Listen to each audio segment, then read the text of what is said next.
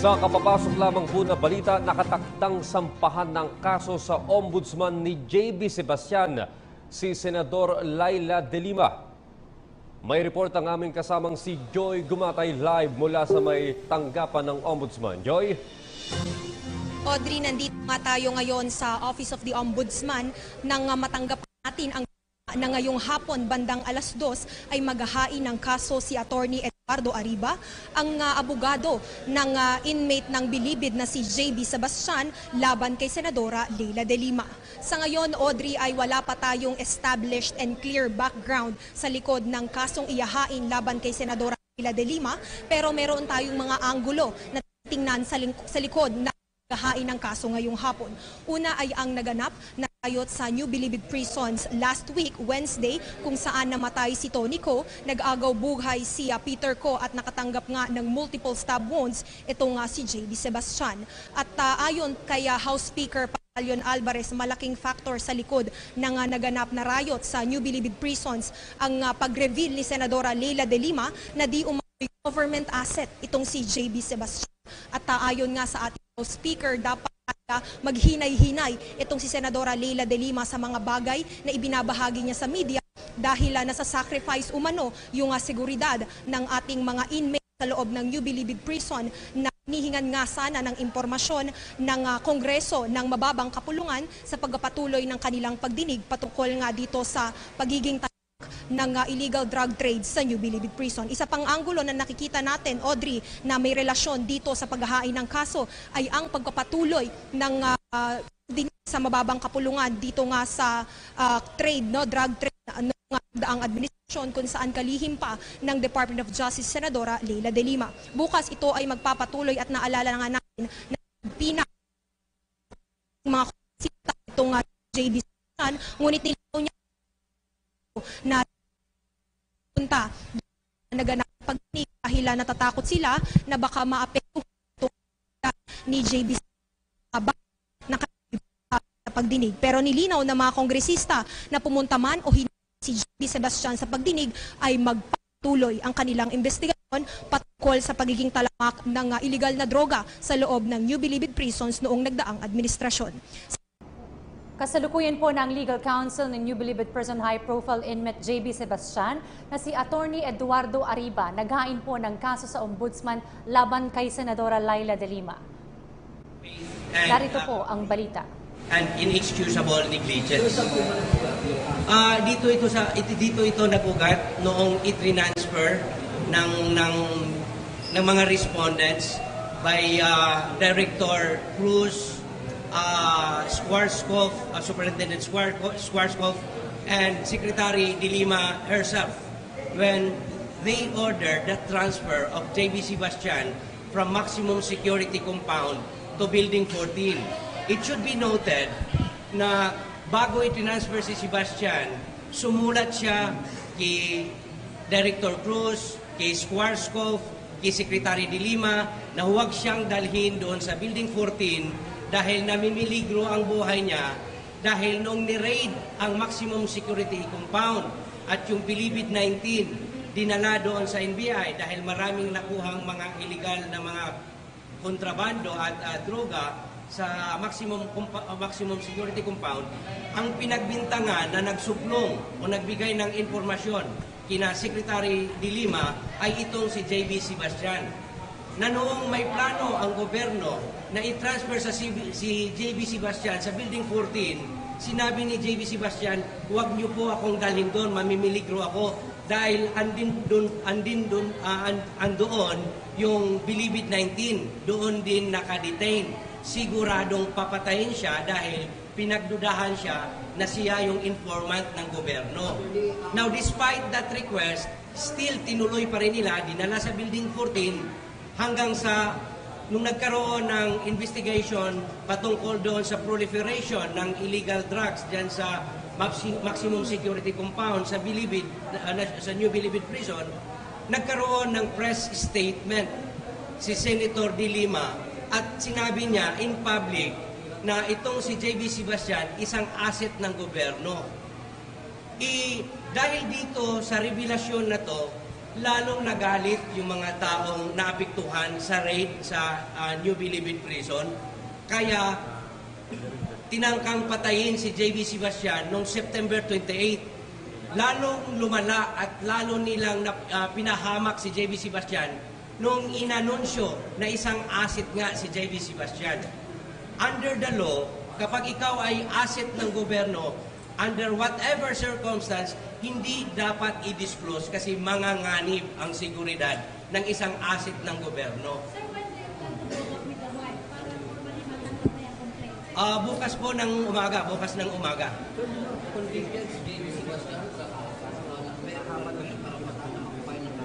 Meron pa rin po, lahat naman tayo, be it a convicted prisoner, meron tayong karapatan na magsampa ng kaso. Kung halimbawa, yung mga karapatan mo ay medyo na-violate na, lahat tayo may karapatan. Anyway, in this case, this is being filed by JB Sebastian, represented by the wife, Roxanne Sebastian.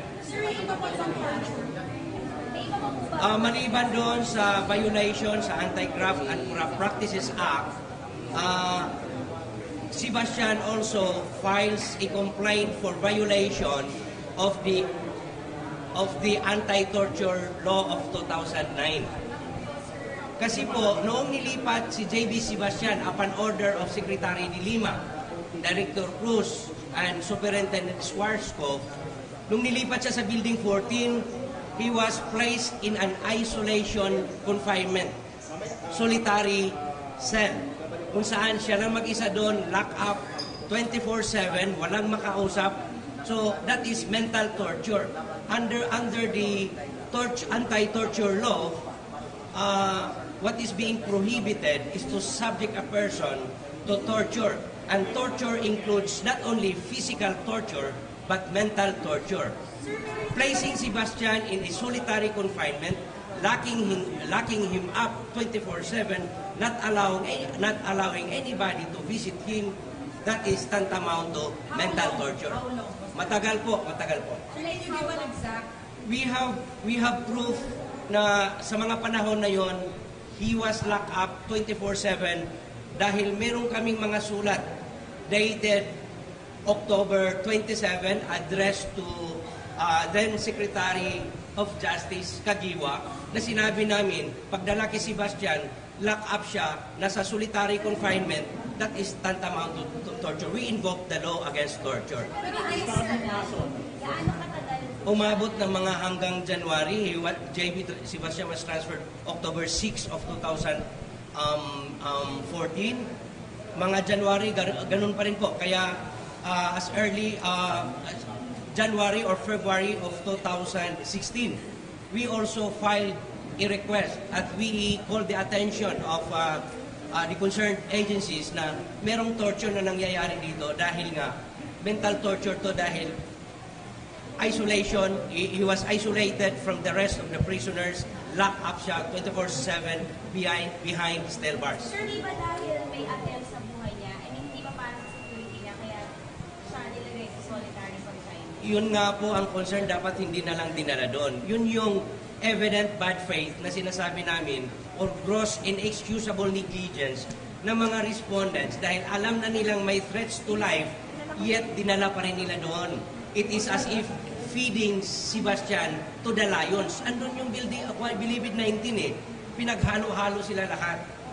That is not prudent thing to do under the circumstances dahil malinaw naman at alam naman nila o public knowledge yon na si JB Sebastian ang pinagbintangan na nagbigay ng informasyon kaya nalaman yung proliferation ng droga sa New Bilibid prisons. In fact, 1 month after the raid and transfer of the Bilibid 19 to NBI, hinagisan ng Granada ang maximum security compound and it is a public knowledge na si Sebastian ang target. And yet, doon pa rin nila dinala sa Building 14 kung saan andun yung mga suspect na nagpapatay kay JB Sebastian. So malinaw na gross inexcusable negligence ito.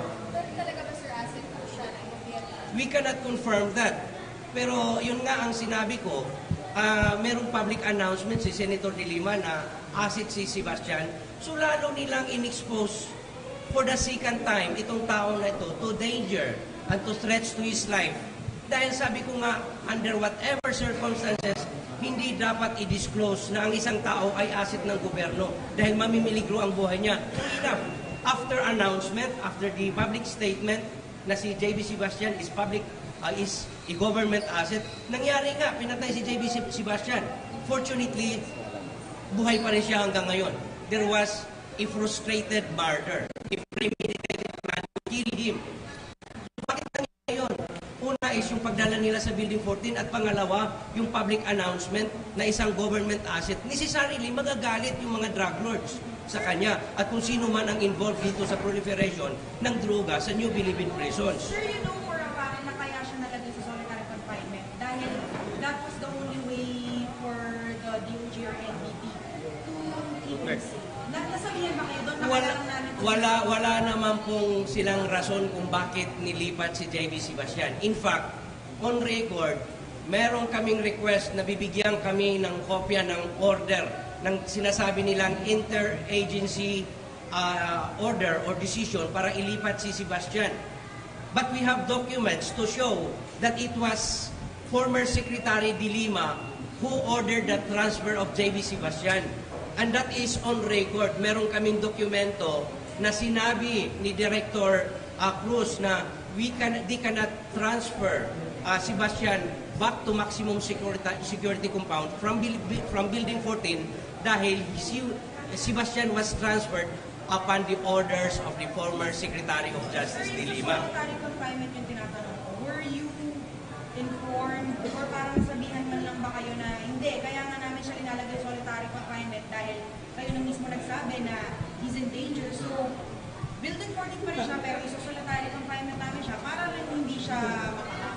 May ganun bang nangyari na... There was no official communication to that effect. But we understand, kaya nga ang concern namin, dapat na huwag na lang doon sa Building 14 eh. Kasi nilipat mo nga sa isang safe place, tinutorture mo naman. So that's the effect there. While it may be true that the purpose of transferring Sebastian to Building 14 is to secure him dahil they believe Building 14 is the safe place, pero nilalock up mo naman siya doon, nilagay mo siya sa isang safe na place, pero in point of effect, tinutorture mo siya dahil lock up siya 24/7. So, Atty. Ano po sa tingin niyo, ano na yung plano kung hindi siya ilipat sa Building 14 upon receiving threats? Dapat nilipat nila sa ibang facility. Marami pa namang facilities ang NBP. Hindi lang naman Building 14, hindi lang naman maximum security compound. Meron tayong medium security compound dyan. But the fact is, ito yung pinaka-salient point. Dinala nila yung Bilibid 19 sa Building 14. Galit na galit kay Sebastian dahil na-raid sila, nalaman yung illegal trade activities nila dahil ang alam nila, ang nagsuplong, ang nag-report, nagbigay ng information si Sebastian. And yet doon nila dinala. So that is gross negligence. Now, ang nangyari pa, they were from the start in transferring Sebastian, really grossly negligent. And yet, ito na namang public announcement nila na dinisclose nila, dinidivulge sa publiko na government asset si Sebastian. So, Sebastian is placed twice dito sa danger na to. Not only once, hindi lang isang beses, kundi pangalawang beses. Kaya nangyari yung attempt to kill Sebastian dyan sa Building 14 dahil na-confirm, na-reinforce yung pagdududa ng mga drug lords na informant nga si JB Sebastian. Sir, can you confirm, willing na po si JB na makipag-coordinate? I have no comments yet. I still have to discuss this with JB Sebastian. We are preoccupied with this preparation of this complaint. Secretary again. I'll talk with Sebastian. I want confirmation from Mr. Sebastian. I'm not sure, but I was informed this morning by the officers of the Bureau of Corrections that the attending physician may not allow Sebastian because of his present medical condition. Hindi pa siya, kumbaga, yung medical condition niya prevents him from... Still in the process of recovery and under observation. Kaya nga, I was told, hindi po pwedeng dalhin siya bukas or sa 7 sa Kongreso dahil nakakabit pa rin yung dalawang tubo doon sa chest niya. Pero yung pagsampa ng reklamo o balak yung pagsampa ng reklamo, sign ba yan na si Sebastian ay going to work, willing to work with the government? Well, hindi ko pwedeng kung naririnig nyo yung mga previous announcement namin, right from the very start kung kailan nag-umpisa itong inquiry ng proliferation of illegal drugs, alam ng lahat, pinaalam din namin sa present administration that J.B. Sebastian is willing to cooperate para lang to shed light on this ongoing investigation on the proliferation of illegal drugs. Yung cooperation ng iba-president in categorical. Well, I will not give any details, basta Sebastian is willing to cooperate. Stands pa rin yung sinasabi niya na sa presidente nila sa kahit nakaibigan. Actually, yun yung unang stand namin na kay presidente lang. Pero base dito sa mga recent development, posibleng Sebastian would change his heart or mind. And we will testify before the inquiry being undertaken or conducted by Congress. But I don't want to make a confirmation on that. There's a possibility. And future actions or plans? Filing of this case, we have to focus on the possibility that Sebastian would be testifying before the Congress on its inquiry on the proliferation of illegal drugs. Second thing that will be at the foremost of our concern is kailangan hindi maibalik si Sebastian sa Building 14. Yun nga po. Hindi ko pwedeng sabihin kung kaninong version yan. If ever J.B. Sebastian will speak and participate in the ongoing negotiation, it would be based on his personal knowledge. I cannot say that it will be based on the theory being adopted by the administration or the previous administration. Sebastian will speak everything he knows on his personal knowledge. Opo, that's correct. It has relation to the proliferation of legal drugs. I cannot give any details because even Sebastian told me things about NBP, but those statements are couched in general terms. There are no details. It's only Sebastian that could disclose or could give you the details of what he knows about proliferation of drugs in the Philippines and even outside of it. We cannot roll out the possibility because muntik na siyang mamatay at malinaw, premeditated plan. At alam namin na itong grupo na to, kung sino man ang may kagagawan nito, will really move heaven and earth to carry on, to implement, para ma-implementa at finally eliminate J.B. Sebastian. Because ito yung pinaka plano nila na i-eliminate itong taong to. Tamaan si Senator De Lima doon sa drugs. Gaya ng sinabi ko kanina, hindi ako pwedeng magbigay ng details. Si Mr. Sebastian na lang magsabi if ever he would speak in line with this inquiry. Are we looking into asking for immunity once we start hearing the President Sebastian? If Sebastian would cooperate or if he will not cooperate, he would be compelled to be there. Siguro alam na natin na hindi naman pwedeng ipahamak niya sarili niya kung wala namang immunity, kung wala namang protection, lalo na placing him under the witness protection program. There's a likelihood na siguro Sebastian would rather play safe. Of course, for security reasons. Pero anyway, let's get the bridge when we get there. Tingnan na lang natin kung anong sasabihin niya kung dadalhin siya sa Kongreso. Okay, sir.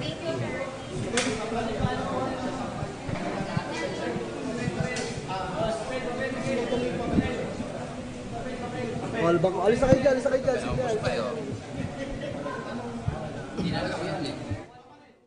At yan pong naging panayam sa legal counsel ni JB Sebastian na si Attorney Eduardo Ariba. Magandang hapon po, ako si Diane Kirer para sa PTV Newsbreak.